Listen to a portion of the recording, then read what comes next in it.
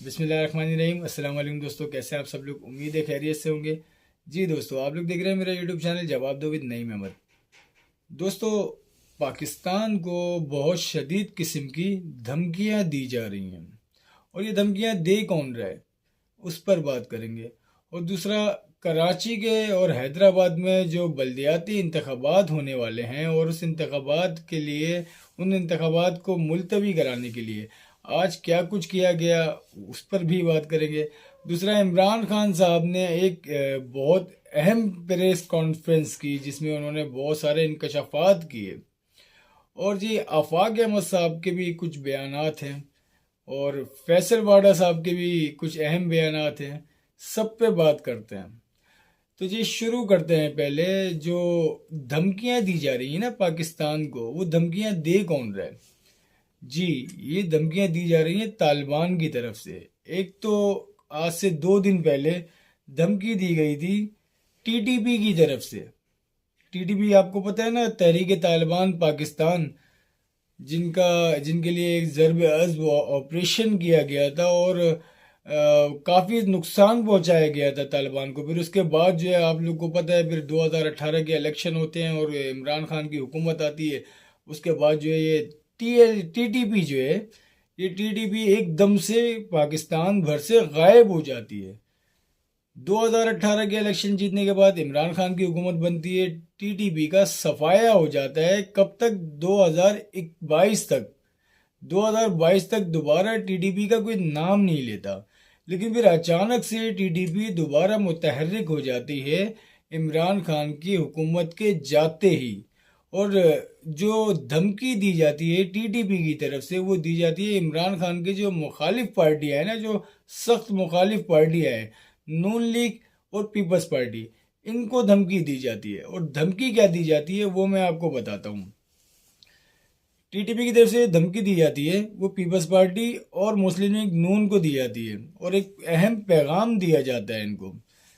और पैगाम जो दिया जाता है, पूरी दुनिया को इस बात का इल्म है कि तहरीक तालिबान पाकिस्तान का जहादी मैदान सिर्फ और सिर्फ पाकिस्तान है, और हमारा हदफ मुल्क पर काबिज सिक्योरिटी इदारे जो मगरिब की हिमा पर मुल्क के खिलाफ मुख्तलिफ मकासद के लिए सरप्रकार हैं। काफ़ी अरसे से तहरीक तालिबान पाकिस्तान ने किसी सियासी पार्टी के खिलाफ इकदाम नहीं किया, मगर बदकिस्मती से मौजूदा हुकूमत की क़यादत पर मालूम नहीं अमेरिका का जादू कैसे चल पड़ा कि बिलावल साहब ने अपनी माँ की मोहब्बत की प्यास बुझाने के लिए अमेरिका को माँ का दर्जा दिया, और इस बूढ़ी माँ की मोहब्बत में आपे से बाहर होके टीटीपी के खिलाफ खुला ऐलान जंग किया। अगर जब बिलावल साहब अभी कमसिन हैं, इस बेचारे ने अभी तक जंग की कैफियत का मुशाहिदा नहीं किया। दूसरी तरफ प्राइम मिनिस्टर शहबाज शरीफ साहब ने भी ना जाने किस तसव्वुर में अमेरिका की खुशनुदी के खातिर टीटीपी के खिलाफ तबले जंग बजा के पूरी दुनिया को इस जंग में धकेल दिया। लिहाजा तहरीक तालिबान पाकिस्तान बरसर इक़्तिदार पे मुसल्लत करदा टोलो पीपल्स पार्टी और मुस्लिम लीग नून के खिलाफ ठोस इक़दामात उठाने पर गौर कर रही है। अगर ये दो पार्टियां अपने मौक़िफ़ पर डटी रहीं और फ़ौज की ग़ुलामी का नशा इनके दिमाग से ना निकला, तो फिर इनके सरकर्दा लोगों के खिलाफ कार्रवाई की जाएगी। अवाम ऐसे गिरोह लोगों के करीब जाने से इज्तनाब करें। मजहबी क़यादत की खिदमत में अर्ज़ है कि टीटीपी की पॉलिसी में आप हजरात के खिलाफ इक़दाम की कोई गुंजाइश नहीं है, मगर आप हजरात से भी गुजारिश है कि आप हजरात भी हमारे खिलाफ सरगर्मियों से परहेज़ करें। ये बात खुसूसी तौर पे याद रखने की है, मुजाहिदीन इस्लाम और मजहबी जमातें के माबैन महाज खोलना बातिल कुव्वतों की बहुत बड़ी जीत होगी। हम चाहते हैं कि मुजाहिदीन और मजहबी जमातें के माबैन जंग के बजाय हम आहंगी और हम से मिलकर नज़रिया पाकिस्तान के असूल और मुल्क के अंदर अमन व अमान को यकीनी बनाने की कोशिश की जाए।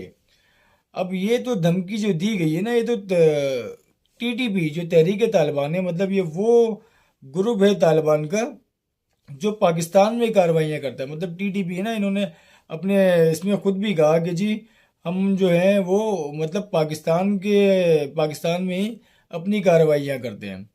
अब इसके बाद एक और धमकी दी जाती है आज के दिन, और ये जो धमकी दी जाती है ये भी तालिबान की तरफ से दी जाती है। और ये पाकिस्तान वाले टीटीपी वाले तालिबान नहीं है, ये अफगान तालिबान की तरफ से धमकी दी जाती है। और धमकी सुने आप, बड़े गौर से सुने कि कितनी बड़ी धमकी अफगान तालिबान ने पाकिस्तान को दी है।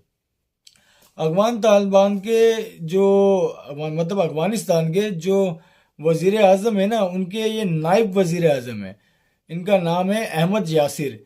इन्होंने धमकी दी है और ये कहते हैं हम पर हमला किया तो जो 71 में तुम्हारा हशर हुआ था वही हाल करेंगे। अफगानिस्तान सल्तनत का कब्रिस्तान है।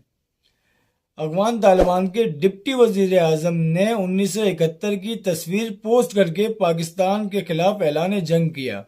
मतलब ये जो ऐलान जंग इन्होंने किया ना, ये अपने एक ट्विटर से किया। जो इनके डिप्टी वजीर आजम है ना अफगान तालिबान के, इन्होंने अपने ट्विटर अकाउंट पे एक तस्वीर लगाई 1971 में, जो पाकिस्तान ने सरेंडर किया था ना, पाकिस्तान आर्मी ने बांग्लादेश जो सकूते ढाका हुआ था, सबको पता है।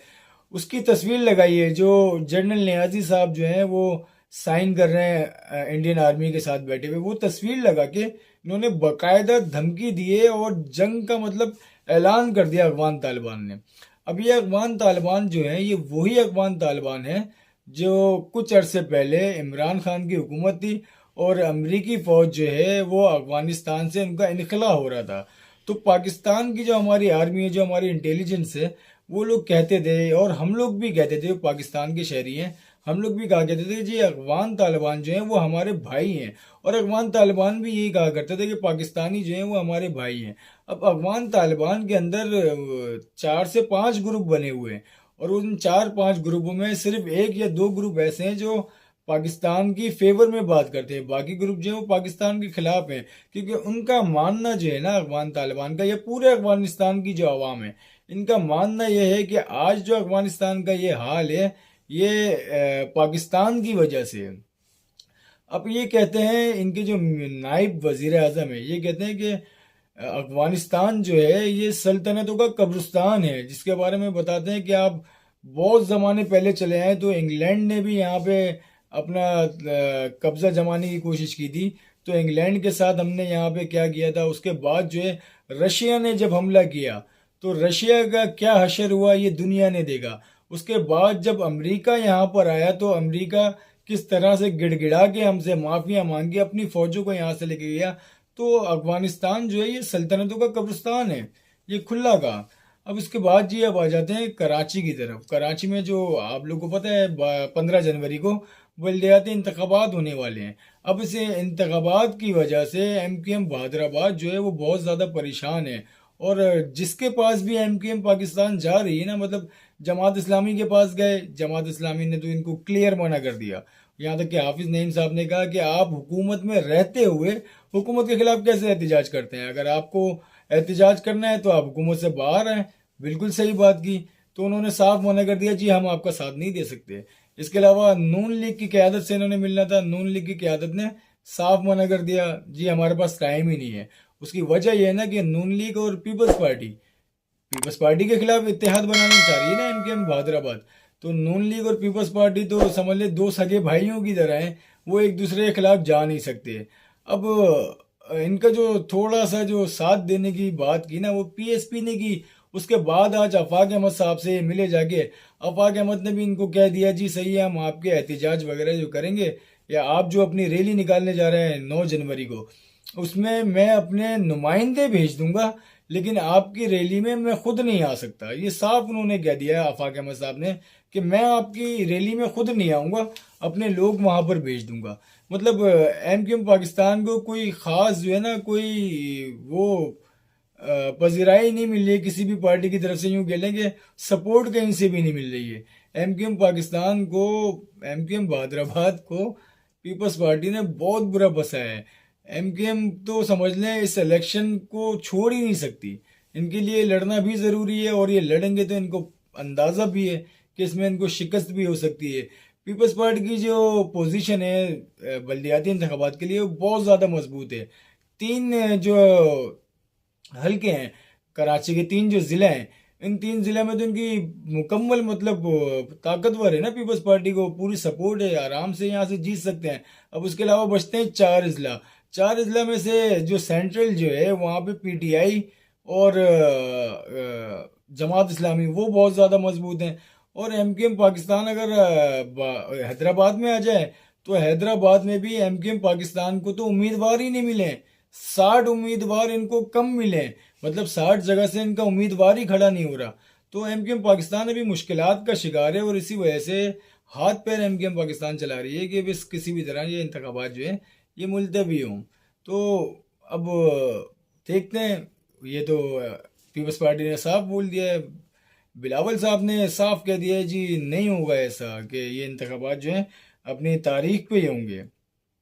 इसके अलावा बिलावल साहब ने आज भी कुछ बयान दिए। बिलावल साहब आज अपने बयान में कहते हैं एमकेएम के साथ मिलकर काम करना चाहते हैं, हम आइन के मुताबिक बरवक्त इंतखाबात चाहते हैं। एमकेएम पीपल्स पार्टी से उम्मीद ना रखे कि हम कोई गैर कानूनी या गैर आइनी काम करेंगे। बिलावल भुट्टो जरदारी साफ मना कर दिया पीपल्स पार्टी ने, कह दिया जी इलेक्शन तो 15 जनवरी को ही होंगे और हर हाल में होंगे। अब आ जाते हैं जी इमरान खान साहब की तरफ। इमरान खान साहब ने आज एक बड़ी ख़तरनाक प्रेस कॉन्फ्रेंस की और बड़े इंकशाफात किए उन्होंने कहा जी बाजवा साहब ना मुझे मरवा के, मेरा कत्ल करवा के मुल्क में इमरजेंसी लगवाना चाहते थे और इसके अलावा बहुत सारे इल्ज़ाम लगाए। और उन्होंने कहा जो मेरे ऊपर जो हमला हुआ था, उस हमले का जो बंदा जो पकड़ा गया था, जो कातिल था वो पकड़ा गया था, हमलावर जो था वो पकड़ा गया था, उसकी फ़ौरन से जो है ना वो वीडियो बना के वो सोशल मीडिया पे वायरल कर दी गई, ये किसने करवाई और ये सब जानते हैं, ताकतवर लोग हैं और पत्नी बहुत कुछ इल्ज़ाम, मतलब वही सारे जो पहले लगाते आए ना वो इल्ज़ाम दोबारा लगाते रहे। अब इनके आज़म सवाती साहब हैं, आज़म सवाती साहब को उठाया छोड़ दिया, फिर उठाया, फिर थोड़ी सी सख्ती हुई, फिर छोड़ दिया। आज़म सवाती का शुक्र अदा करें कि आज़म सवाती उठने के बाद दोबारा आ जाते हैं। उसके ऊपर इन्होंने इतना शोर उठाया हुआ है कि आज़म सवाती के साथ जुल्म हो रहा है, आज़म सवाती के साथ ये हो रहा है। भाई जिंदा सही सलामत घर तो आ रहा है, यहाँ कराची में तो लोग घरों पे नहीं आते और आते तो फिर जिंदा नहीं आते, ये सबको पता है। और इमरान खान साहब आपकी हुकूमत में भी ऐसा होता रहा, आपसे भी बात हुई थी उस टाइम पे कि जी जो लापता अफराद हैं उनके लिए कुछ करें, तो आपने कह दिया था साहब जी वो तो मैं नहीं कुछ कर सकता। अब आपके बंदों के साथ इस तरह तो आपकी चीखें निकल ली हैं। बात वही है ना, जिसके ऊपर गुजर रही होती है सिर्फ उसको पता होता है। अब आप पे गुजरेगी ना जब आपको पता चलेगा। इमरान खान साहब फरमाते हैं अगर मुझे गिरफ्तार किया जाए तो जैसे तुर्की में लोग निकले थे ना जब तैयब उर्दवान की जो तख्ता उल्टा गया था उनकी फौज की तरफ से, जिस तरह से तुर्की में लोग निकल गए थे, इस तरह से आप लोगों ने भी निकलना है।